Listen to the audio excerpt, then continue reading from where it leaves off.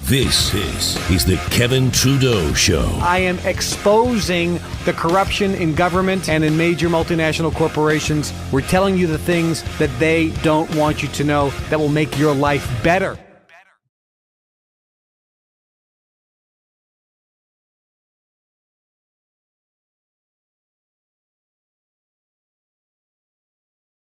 Ladies and gentlemen, outside of my U.S. Marine Korean War veteran father, I had two mentors over the years. One I previously met and had a chance to work with in the mid-'80s on his Thanksgiving initiative he called Basket Brigade. That was Tony Robbins. And I don't have to explain why Tony Robbins was a mentor. His name speaks for itself. The other mentor I've had over the years, I'm meeting for the first time. You're going to meet him as well in a few minutes. And after listening to him today, I'm sure you'll understand, and I won't have to explain why he was also a mentor. His name is Kevin Trudeau. He's a philanthropist, an entrepreneur, an author, a mass media communication guru. And I've spent 40 years in mainstream media, and you know we've traveled some similar paths. And he's a whistleblower. And next to Julian Assange, I think he's had some of the most impact and impressive work in his years of blowing the whistle on many subjects. Kevin, it's a privilege to have you on Sovereign Radio. Thank you for being here and proving me right today why you're a great mentor. Well, welcome. I appreciate that. And I appreciate that nice introduction. It's a pleasure to be here. So just as out of a personal note, I grew up in Chicago. I understand you live there now? Yeah, as a matter of fact, I maintained a residence in Chicago since 1981, even though I lived in Zurich, Switzerland, maintained residences in Sydney, Australia, Beverly Hills, New York City, Florida, England, and many, many other places. I've always maintained a residence in Chicago since 1981. With all those great places you've lived, tell me why. I know why I left Chicago. Why do you stay in Chicago? I love the Midwest. It's like a big city that works. I used to know Mayor Daley when he was the mayor. There's something about it, and maybe it's Al Capone, I don't know, but there's something about the city I just liked, and I love the Midwest people, very down to earth. It's my favorite city in America. You know, all of my family grew up there, my grandfather, my father, and it was a great city run by the Daleys. We were proud Democrats back in the day. Yeah. And I'm not turning this into a political show, but boy, has the city changed in that respect in so many ways. But it's still the best lakefront, some of the best shopping, food, the pizza, the hot dogs, the sports. I love the Blackhawks and Bulls. I grew up with them. Mm-hmm. The White Sox, the Bears. It's all great cities. So interesting that you choose to live there when you have so many great destinations. Not like the government's keeping you there, right? Well, they're keeping me in America as of right now, but that's going to change probably in the next month or two. So I do travel. I do travel all across America. I spent a lot of time in Beverly Hills. I'll be back in California next week. I'm going to be with some Tibetan monks with my friend who's putting on a spiritual retreat, and he asked me to come to do some meditation with them and do some spiritual work with the Tibetan monks, so that'll be a lot of fun. I've done that work before, so that's why he invited me in, and there'll be a lot of people there live as also virtually.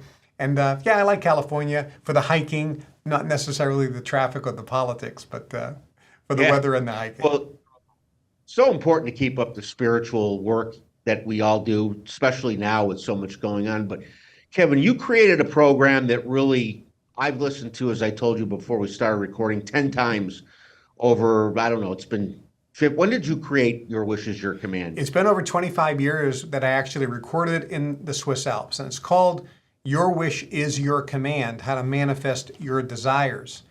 And some people call it How to Create a Perpetual Money-Making Machine. It's kind of reveals so much about how to manifest things in your life. And it's completely different than anything out there. It's being called the Think and Grow Rich of our time because it contains things that aren't in any other book on manifesting or the law of attraction. It's not affirmations. It's completely different. And the reason, as you listen to it, and you know, I'm not a motivational speaker. And I love Tony Robbins, and Tony Robbins does a great job, and Bob Proctor and Joe Dispenza and Joe Vitale. There's so many great guys out there. Earl Nightingale, Zig Ziglar were friends of mine. I traveled with Zig. Brian Tracy's terrific. The challenge don't forget Napoleon Hill. And Napoleon Hill, of course. I never met Napoleon Hill. I just read his books. But all those other guys I knew. The big difference is people who teach how to manifest goals, dreams, and desires, with incredibly rare exception.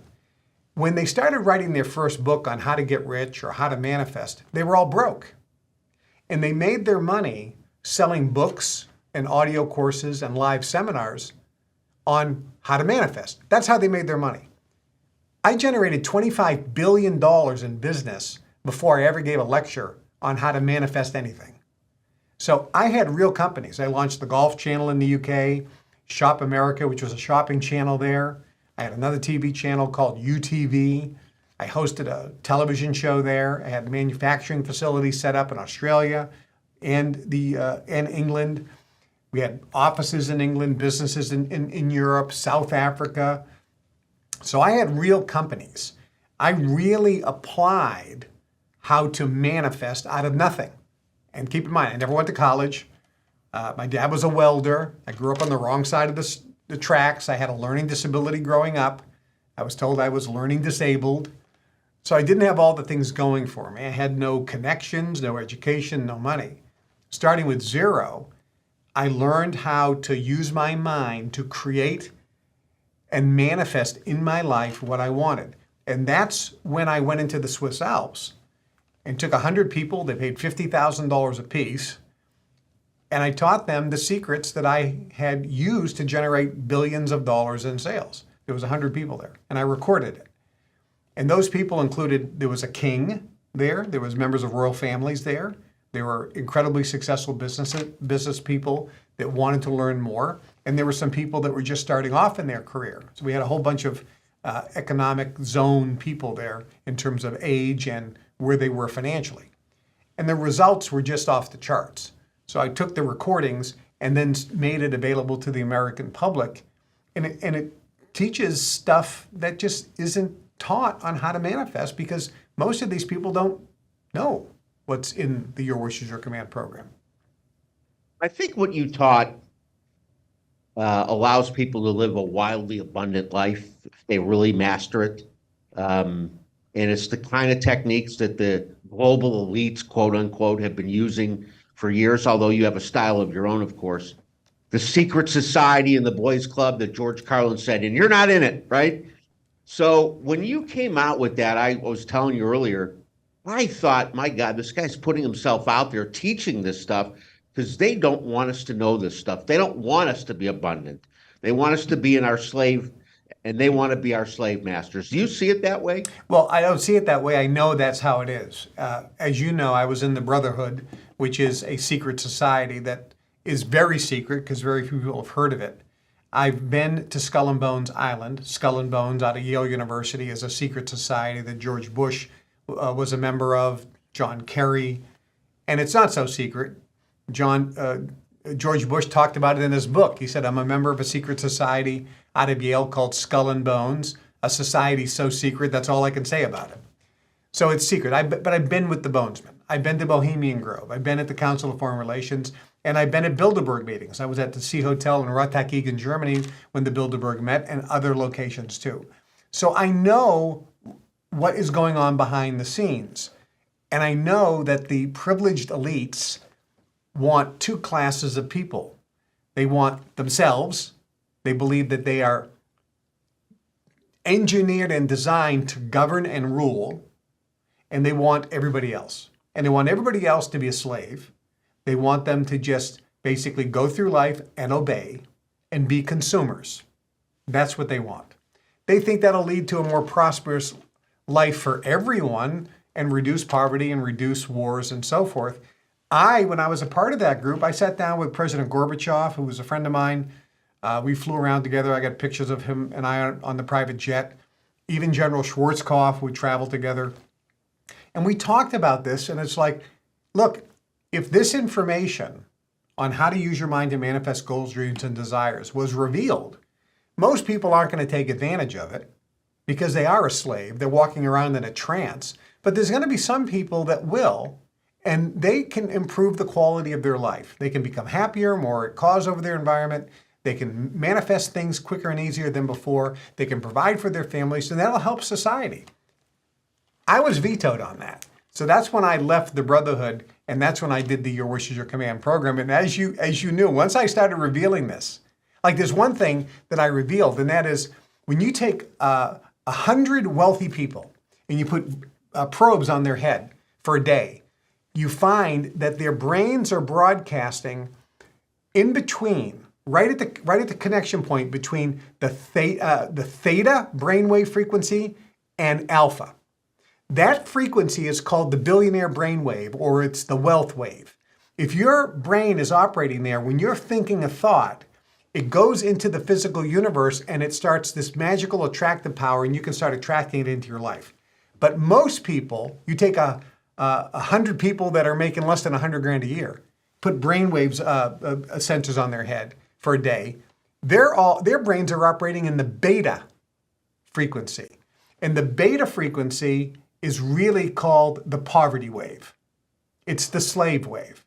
And so the privileged elite want to do everything, including putting fluoride in the water, chemicals in the food, and so forth. They do all these things to keep your brain operating in beta, keeping you poor and a slave, in a trance and virtually asleep, while they themselves have their brain operating in between that alpha and theta, which is the billionaire brainwave or the wealth wave or the manifesting wave, and therefore they can create more in their life. And so we teach that, for example, in Your Wish is Your Command. By going through the processes, you can start changing your brainwave frequency. And actually, it's the hippocampus, which gets bigger, and that makes you more capable of manifesting what you think. Thus, the book Think and Grow Rich actually begins to work. You left out the chemtrails and the bioweapons, the jabs, but And that we'll too. go on. And that too. Yeah. Exactly. Yeah. So I remember listening to Your Wish is Your Command, and you weren't revealing the names and who the people were that were in attendance, but there was some guy there that was a Lonely Heart Club guy, and he had gone to dinner in the middle of one of your days of the program, and you asked him, how's it going the next day? He said, I met somebody last night. He was he came there to cultivate a relationship and manifest a relationship, if I remember, and he did it while he was there. Do I remember that correctly? You're exactly right. It was 2 days, and I'm teaching how to change your vibrational frequency so you become you create an attractor field. We all are attractor fields because we all vibrate.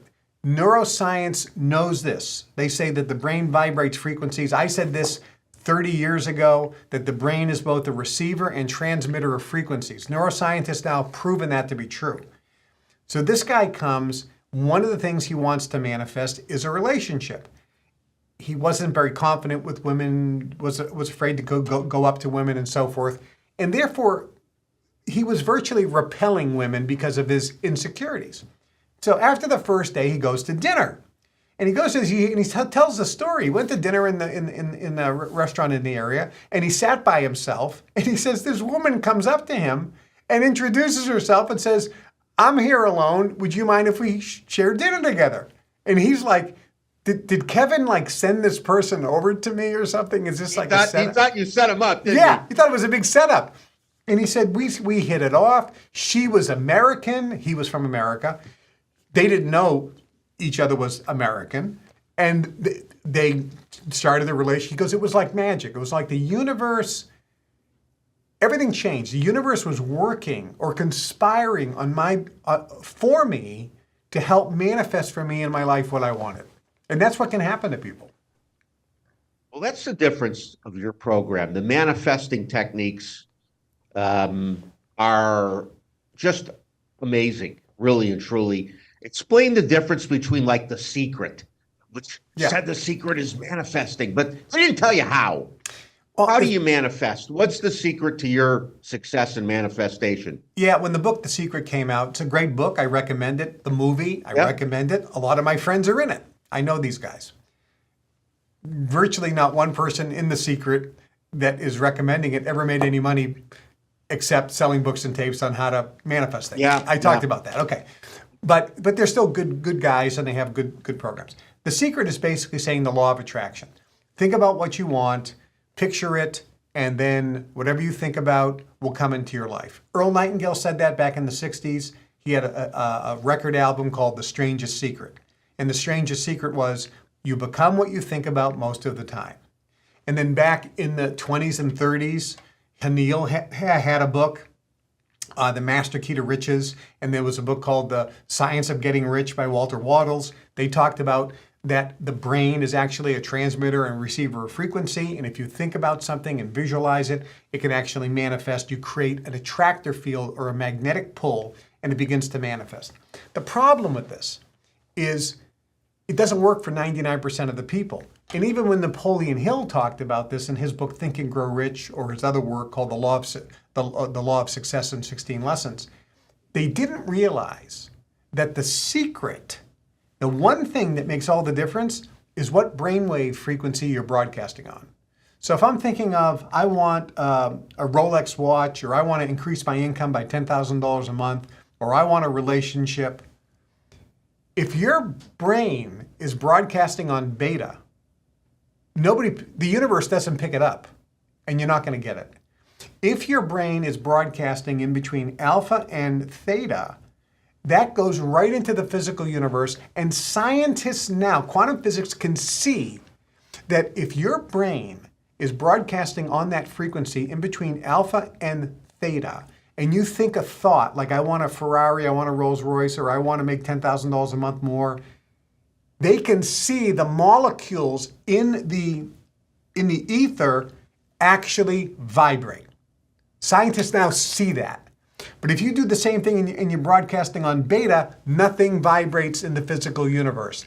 You're not creating the magnetic pull. So the key is doing things in a certain way, which is what I teach in the Your Wish is Your Command program, so that your brain begins to broadcast in that sweet spot. The billionaire brain wave, the wealth wave, the manifesting wave, whatever you want to call it. Therefore, you can start attracting, or creating is a better word, creating the reality that you want with your thoughts. That all starts with learning. And you teach, I think you called it the teachability index, right? Yeah. You teach how to learn in that program. And, it's allowed me over the years, when I go in any meeting, any conversation, it's allowed me to absorb the information being given to me and learn something every day from everybody. Yeah, it makes a big difference. The first two things we talk about, well, the first thing I talk about in Your Wish is Your Command is, who do you listen to? Because most people listen to somebody that they shouldn't listen to. They listen to people that know about things instead of knowing things. So for example, if I were to talk to you about China, so let me tell you everything about China. Well, I don't know China. I know about China, but I've never been to China. I mean, I've eaten some Chinese food, and I know some people who are Chinese, but that doesn't make me an expert on China. I don't know China. I'm not Chinese. I haven't lived in China. I don't know China. I know about China. So you would be a fool to listen to me talk about China.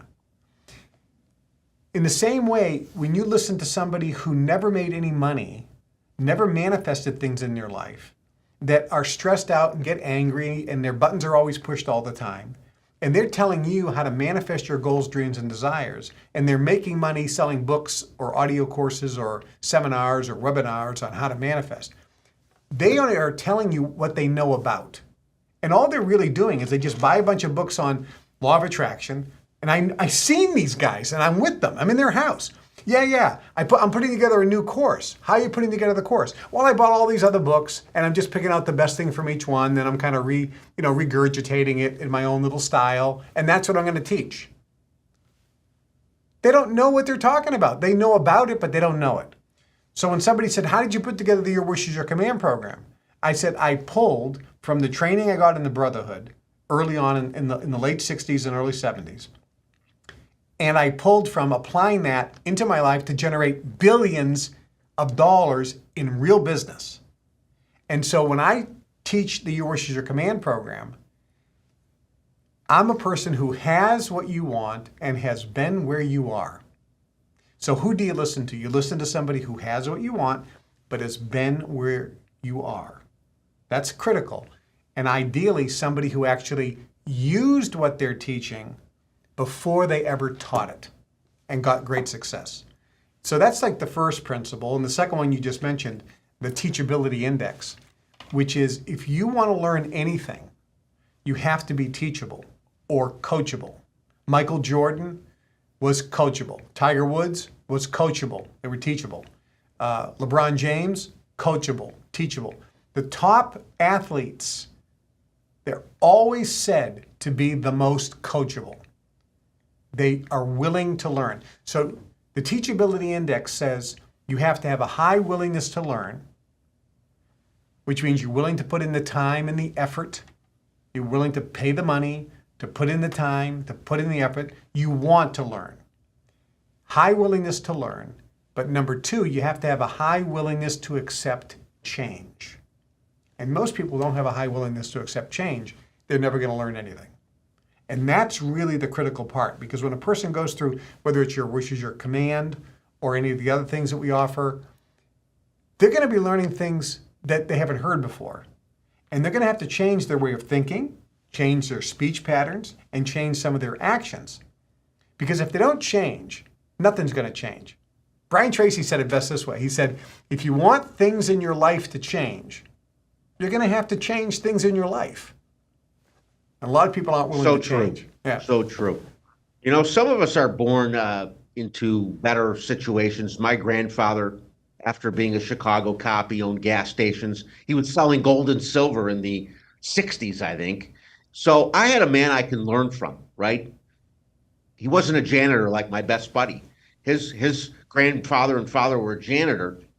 What could he learn from them except, you know, limited scope of things? So if you are in a situation like my friend who was born into a family of janitors, how do you change? How do you play off of what you just said? You got to change things. How do you do that? Yeah. Aristotle Onassis was arguably the richest man at the world for a time, or at least one of the richest men in the world, probably one of the 10 richest men in the world. And he said... He was buying ships when nobody wanted ships. Exactly. He was buying ships and everybody thought it was ridiculous. He made a fortune. And he said that if he were flat broke, the one thing he would do in order to establish wealth again, he would save every penny he had so that as often as he could, he would go someplace where wealthy people congregated. Maybe it was a nice restaurant. Maybe he would become a caddy at a country club and caddy and hold, golf clubs for wealthy people. He would do anything to be around, just being in the same room, because maybe he would listen to a conversation and he could glean something. But he also said the energy in the room that is created when wealthy people get together changes you. Your income is always the average of your 5 best friends. So in my particular case, my dad was a great guy. He was a welder. He never went to college. My mom was a mom. She never went to college. She was a full-time mom. She didn't work. Everybody that I knew, there was an electrician, there was a fireman, there was a policeman. These are the dads, right? When I grew up, there was a carpenter. There was a guy who was a trash collector. Great blue-collar guys. Blue-collar guys. So if I wanted to become wealthy, I can't learn from these people, even though they're great people and they have a nice life, but they're not going to teach me anything about wealth creation.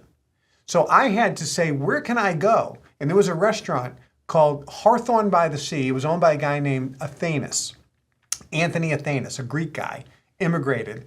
And he had this very beautiful, fancy, high-priced restaurant. It was in Swampscott, Massachusetts, which is next to Marblehead, and that was a wealthy area. That's where the lawyers and the doctors and the business owners lived. They were rich.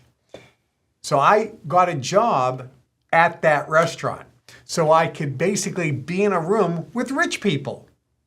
And I would leave thinking, something happened to me. Being in that room, associating with other people makes the difference. So the key is association, which is why when people get the Your Wish is Your Command program and they go through it, we also say, hey, you can also join our private club for, it's very cheap. And that way you can associate with winners.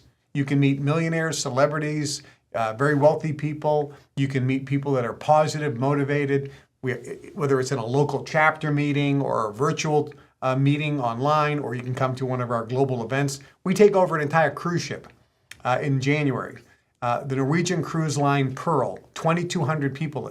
And we take over the entire thing. We own it. And the members of our club fill it up for 6 days. So imagine being on the ship for 6 days with 2,200 people. Every single one of them is a member of the club. They're motivated, they're positive, they're inspired. There's celebrities on there, billionaires on there, multimillionaires on there, millionaires on there, titans of industry. There are people that are just starting off but that are excited about life.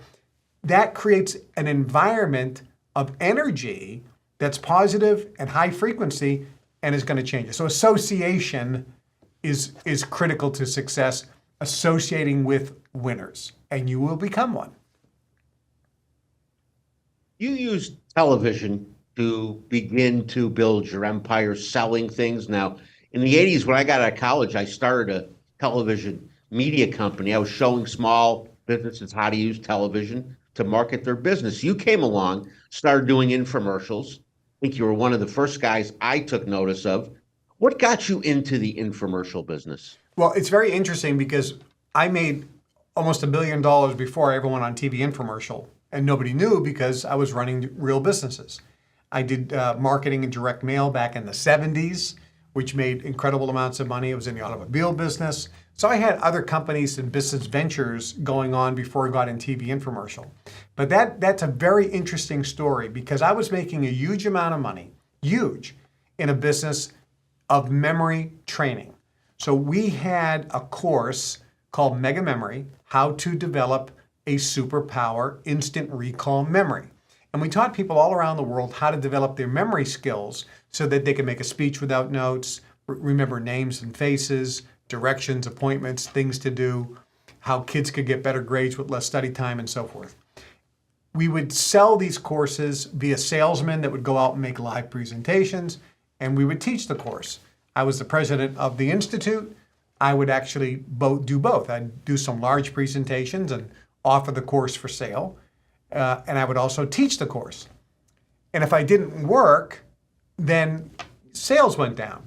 So I came up with a plan. I knew how to manifest things with my mind. So I said, what would be my ideal thing to manifest? So I remember this. I sat down, I thought, I want to make, and this is back in the early 80s, by the way. I said, I want to make $50,000 a week. Now that's in the 80s. So you can times that by like 4. So it's like 200,000 a week today. More probably more than that. But back then I said, I want to make $50,000 a week without doing anything. I just want to get a check in the mail and I don't have to work. I want to be able to travel the world, not have to do anything. So universe, figure that out. I swear to God, this happened. About a month later, I'm in New York City. I'm staying with my girlfriend at the Plaza Hotel. I go to the Carnegie Deli, which is right across from Carnegie Hall. And it was famous for their corned beef and pastrami sandwiches.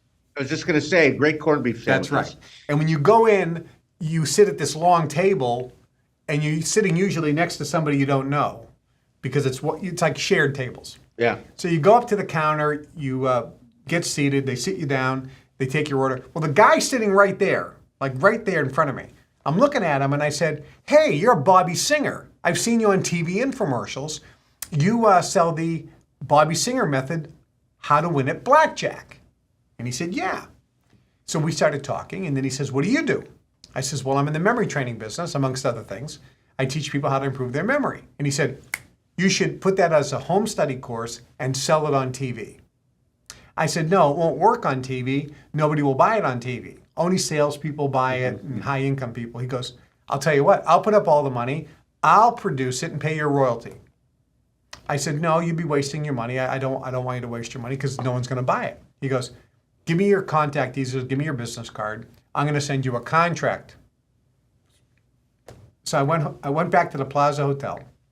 I pick up the phone. I dial my answering machine. Remember answering machines? When you had to course. call, right? So I dial my answer Yeah. machine, right? Punch in the code, and I hear a message.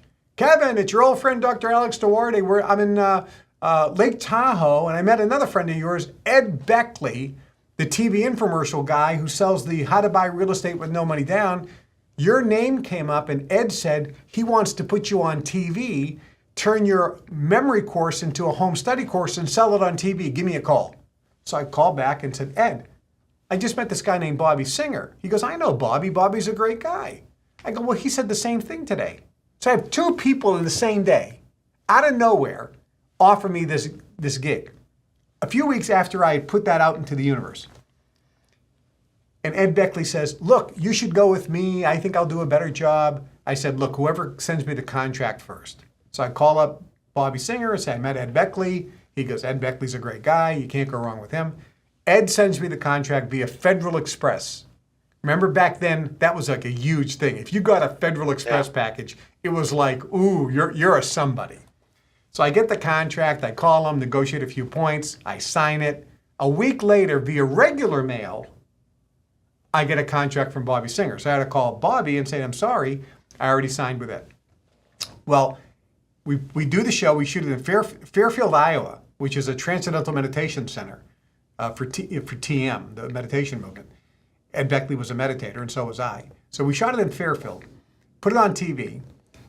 We did $450 million in sales with Mega Memory.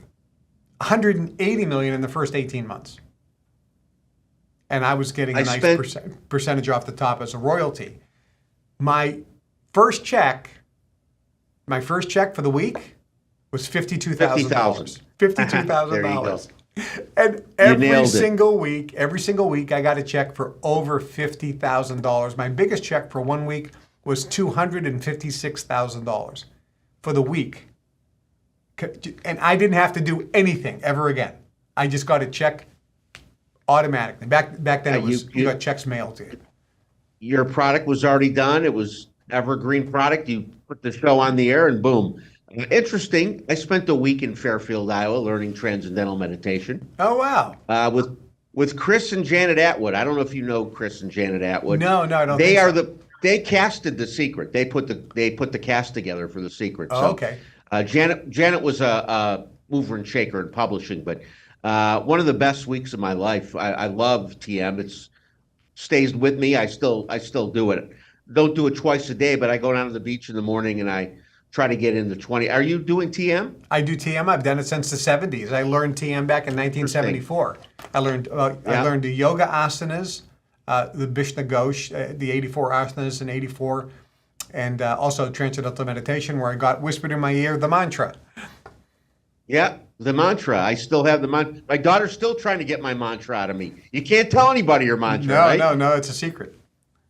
So let's talk about the book, Natural Cures. Before Dr. Daniel Amen, before Sherry Tenpenny, before Peter McCullough, you were warning the world about the food supply, the water, the chemtrail. You were putting it all out there. What led you down that road? Not so much to learn about it, but to want to disclose it. Besides making money, you didn't just want to make money with that, obviously. Well, actually, I did make money when I sold that book, because what most people don't know, and it says it right in the cover of the book, that all my royalties go to charity. So remember when Paul Newman started Newman's Own? He said all the money he receives will go to charity. So he never made money on that great business. And he always said later, goes, if I knew it was going to be that big, I wouldn't have made that deal. I don't have any regrets that I made that deal on Natural Cures. That's a book that was #1 on the New York Times best-selling list 26 weeks in a row. It sold over 50 million copies. And the year that it came out, it was the #1 best-selling book in all of America. And guess who published it? Nobody. I had to start my own publishing company to publish it because all the stupid publishers said that nobody would buy it. And it was the #1. They were scared. They were scared to publish it, too. You're darn right they were. Yeah. But this was the first book that basically exposed the pharmaceutical industry and exposed the food industry and exposed the government. All other health books just said, oh, eat raw organic almonds and, eat more vegetables and stay away. stay away from this, but eat more of that. That's what all the health books were. My book basically told you why you're sick. I said, there's 4 reasons why you're sick. You have to know the cause. And you have to stop doing what you're doing that's making you sick. It's kind of like the guy who comes up to you and said, "Doctor, every time I hit my foot with a hammer, it hurts. What's the cure?" Stop hitting your foot with a hammer. So the answer to your question, why did I write that book? Out of every adversity are the seeds of a greater benefit. I was on TV selling coral calcium with Dr. Bob Barefoot. And I asked Dr. Bob Barefoot, actually he's not a doctor, but I think he's a researcher. I asked Bob Barefoot, does calcium cure cancer? And he said, Dr. Otto Warburg, a Nobel Prize medical doctor who won the Nobel Prize twice for medicine, said that calcium will make the body alkaline, and if the body's alkaline, cancer can't grow. That's what he said. And the government sued me because they said Trudeau was selling coral calcium as a cure for cancer, which is categorically not true. I was selling coral calcium because it's calcium, and people need calcium, and it's good. The guy I interviewed quoted Dr. Otto Warburg. We didn't say that coral calcium cures cancer, but they sued me, and I settled the case. With no finding of any wrongdoing, I settled. And in the settlement, I agreed that I would never sell a product on television ever again. But I would continue to sell informational publications and anything that's protected by the First Amendment. So we signed that agreement. So I was sitting in Ojai after we signed the settlement, Ojai, California, at my ranch. And I had a couple friends, and I said, I think I should just retire. I don't need to do this. I got plenty. I should just move to Italy or Europe, travel the world. I can retire. I don't have to work another day for the rest of my life. I said, but I would really love to expose what the government is doing, preventing people to know the truth about ways they can cure and prevent disease without drugs and surgery. And I wish I could expose why the government wants to suppress information about coral calcium or other health alternatives. I should write a book. I remember this conversation. I should write a book. I should call it Natural Cures That the Drug Companies and the Government Doesn't Want You to Know About. And everybody laughed. And I said, yeah, but it's a pretty long title. And I thought I should just call it Natural Cures They Don't Want You to Know About. And all of a sudden, Great name. Something just welled up inside me. It was almost like God was telling me, yes, this is what you need to do. And in order to prove that I was doing it not to make money, that's when I said, I'm going to write and sell this book, but I'm not going to make a penny on it. I'm going to give all the royalties to charity. That way nobody can say, oh, he's just trying to make money. No, I'm doing it for the betterment of mankind as a philanthropic endeavor, which is what I did. It sold 50 million copies of the book. I mean, look at the amount of money that I would have made, right? Right. When you you gave back to the world, which you yourself preach about giving, exactly, and yeah. benefits of giving. So, yeah. Talk about. I believe you went to jail not because you did anything wrong, but because you exposed the deep state cabal, the global elite. You exposed in Your Wish Is Your Command. You exposed again in your book.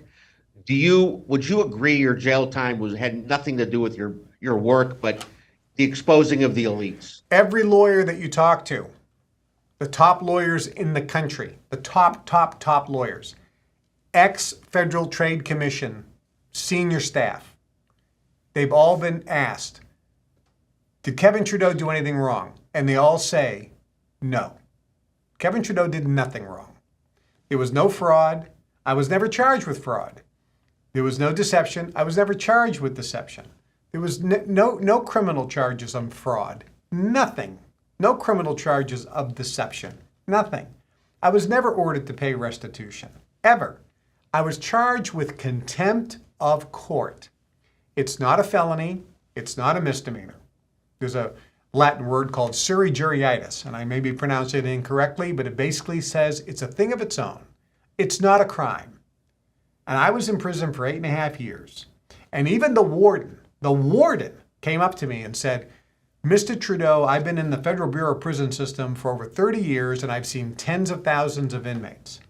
And you are the only one that I can honestly say should not be here.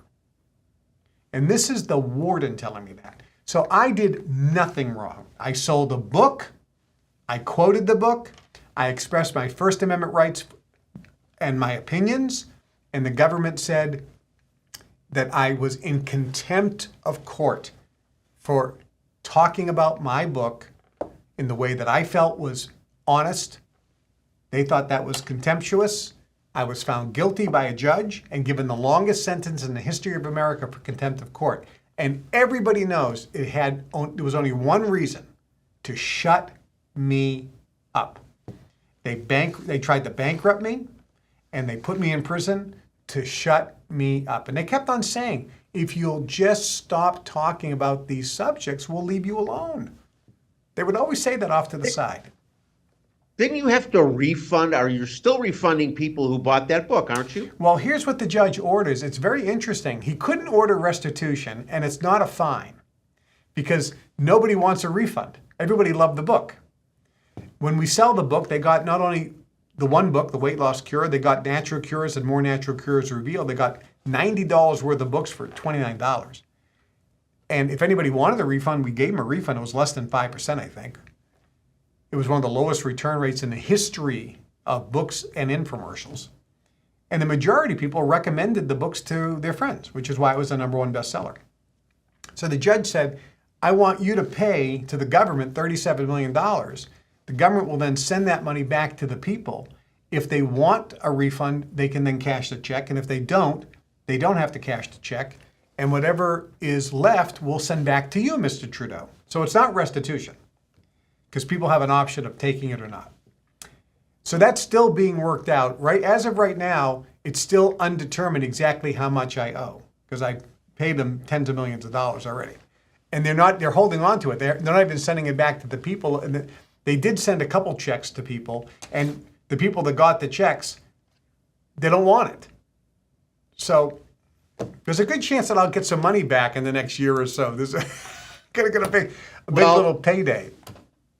I was listening to your show earlier today while I was on a Zoom call. You know how it is on Zoom calls, people go on and on. So I'm listening to you, and you're walking your talk again. Tell us about how people are helping you raise that money and how you put that out there. Well, when the government sued me for the book and held me in contempt of court, and they asked me to pay, I told them, I said, listen, I have companies right now that are worth hundreds of millions of dollars, but at the current time, we're not that liquid. So it's going to take about a year or two on a payment plan to pay the $37 million. I mean, we're just not that liquid. Everything's tied up in inventory and assets and things like that. We have a lot of marketing expenses that we prepaid, so we're just not that liquid. And the government said, no, you must be hiding the money. I said, no, I'm not hiding the money. So they said, we're going to put you in jail unless you pay. So I can't pay because I don't have it. I can pay a certain amount, and over the next few months, I'll be able to pay it off. Because look at the business. They're generating hundreds of millions of dollars in business. They're very successful, but we're just a little tash kite. So they didn't. What they did is they appointed a receiver, like in a bankruptcy, that took over everything. And I said, perfect. I actually offered. I said, assign a receiver, that way you know. So they put a receiver over the estate. They did a global asset search, and they found nothing because there's no hidden assets. Because if I had the money, I just would have paid it. But then the receiver showed what really this is all about. They liquidated all the companies, shut them all down, sold the assets for pennies on the dollar. Pennies. Pennies. Pennies. There was one asset that I purchased. These people are stupid. They're the dumbest. Yeah, I mean, I had a $120 million asset that they sold for, I think, $100,000. They did it on purpose to wipe me out. And then they put me in prison for 10 years. And then the receiver took half of the money when they liquidated the assets for their own administrative fees. They're the criminals. I mean, those are the criminals right there. Yeah, so they are the criminals. Yeah. And there's some of the most stupid people. The people that have been running the world in many ways are some of the most stupid when you look at what they do, you know? Yeah. I guess their generations of wealth and entitlement allowed them to get by. But let me ask you a question. Philanthropy, entrepreneurship, media communications guru, whistleblowing, I'd say prison, but I know that's not going to be your favorite. Which of those is the most rewarding? Well, right now, the most rewarding is really the spiritual work that I'm doing. I can teach people how to market. I've been called the master of modern day marketing by the Wall Street Journal, America's marketing guru, a marketing genius by the New York Times, Chicago Tribune, etc. The infomercial king. So everybody knows that I'm a marketing guy and a communication expert. I've taught communication. I've taught marketing. I'm one of the top copywriters on the planet. If you take the top 10 copywriters today that have generated billions in sales, I think all of them say they studied me. So I say that with humility, but everybody knows that part. But the spiritual part, and the whistleblower, everybody knows the whistleblower part, but the spiritual part, which is most important, at the end of the day, there's the trifecta of success: health, wealth, and happiness. So I teach people how to be healthy, such as in the book Natural Cures, how to be wealthy, such in the course Your Wish is Your Command, where I teach copywriting and marketing and all the techniques, as well as how to manifest using your mind.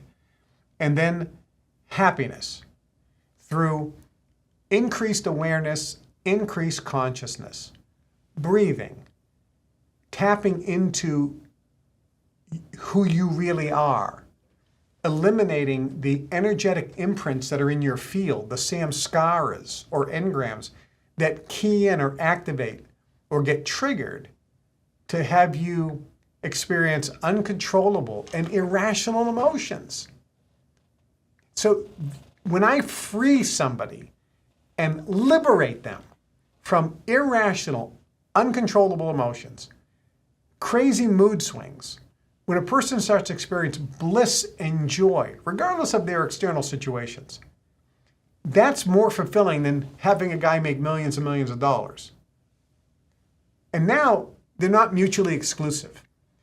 So when a person comes into my sphere, they get it all. They learn how to be healthy, they learn how to manifest what they want, and always at the same time, they're learning how to experience inner joy and peace, which at the end of the day is the most important.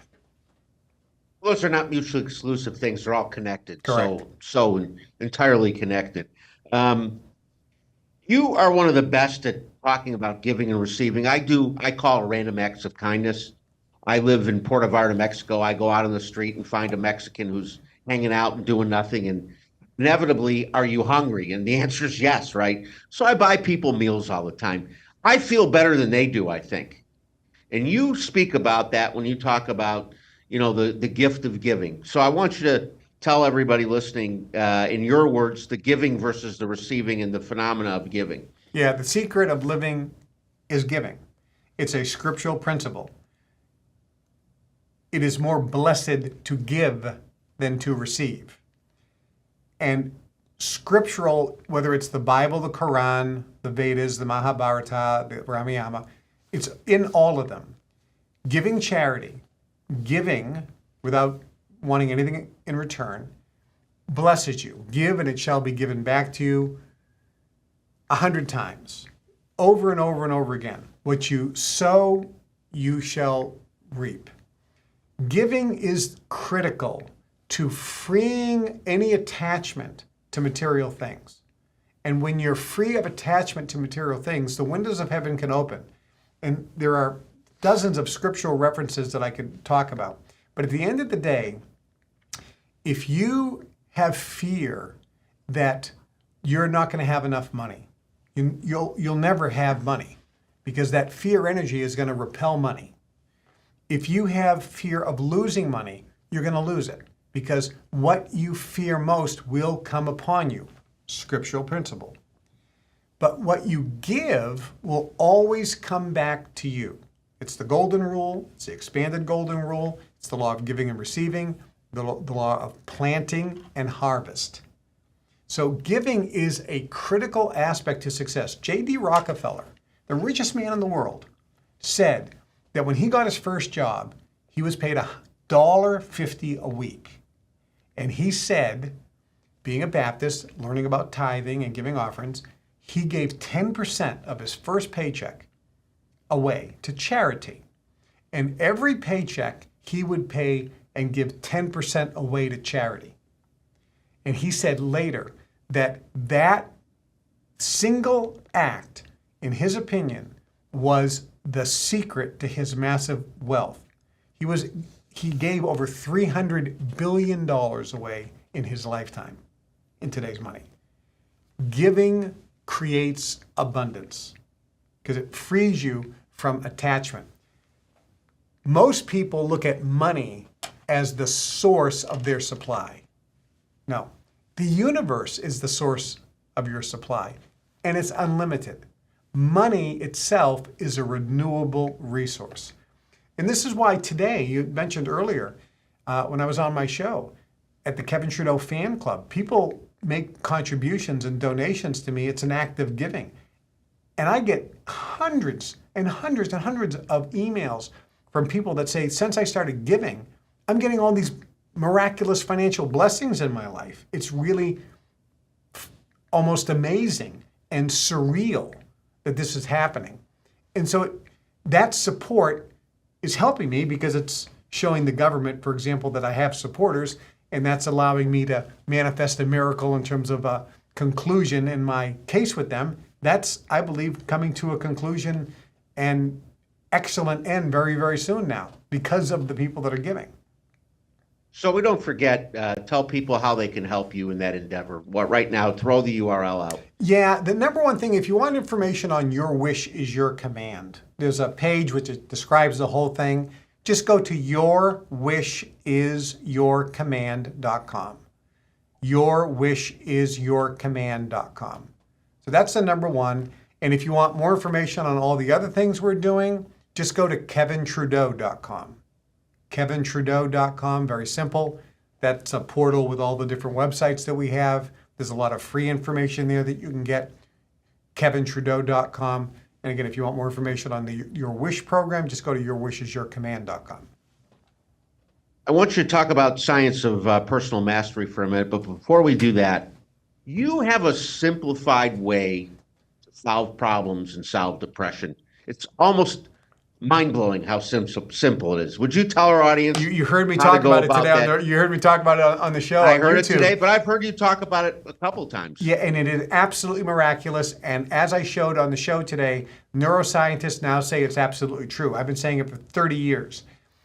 Anytime a person has a problem that you can't figure out, whether it's a business problem, a problem, something that's going on in your office, in your house, in a relationship, you can't figure out a solution, or if you have a case of the blues, you feel depressed, anxious, stressful, the number one remedy, it's not a drink, it's not a cigarette, you get out of the house and go for a walk, and you look at things far away.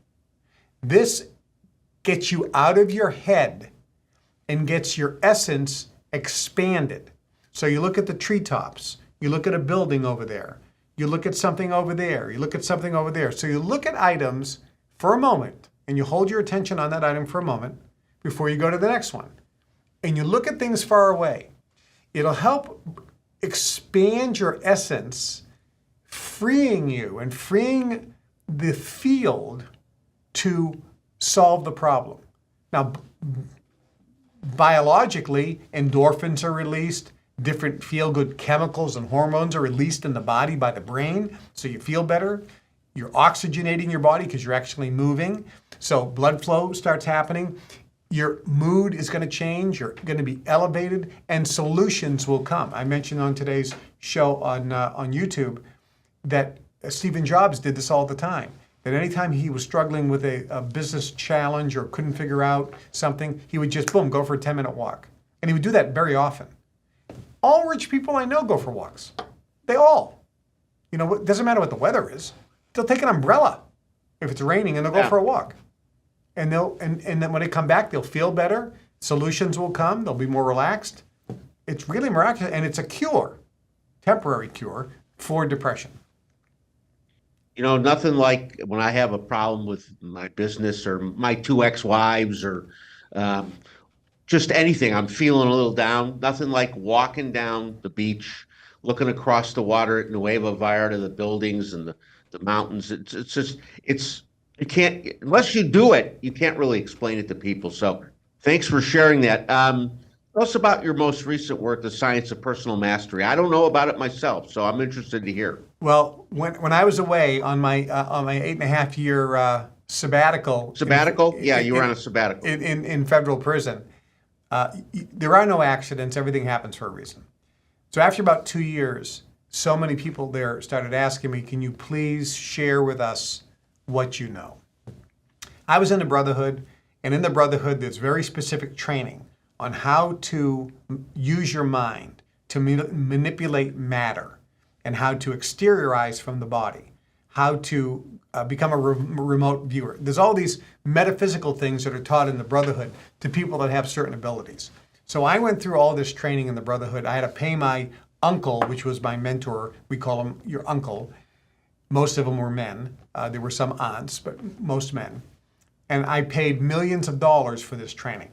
And this is what allowed me to be almost superhuman with my ability to control the brain. And neuroscientists know this. They put things on my head, and I can control all the brainwave frequencies at will, which they said it's almost impossible. And then in other rooms, they'll have me sit, and the amount of photons that my body emanates is like 1,000 times or 30,000 times more than the average person. And when they bring in an enlightened spiritual master, it's the same. So the amount of photons that come out, and that was through the training. So while I was away, I actually decided to take all those training modules, those lessons that I learned, and write it down.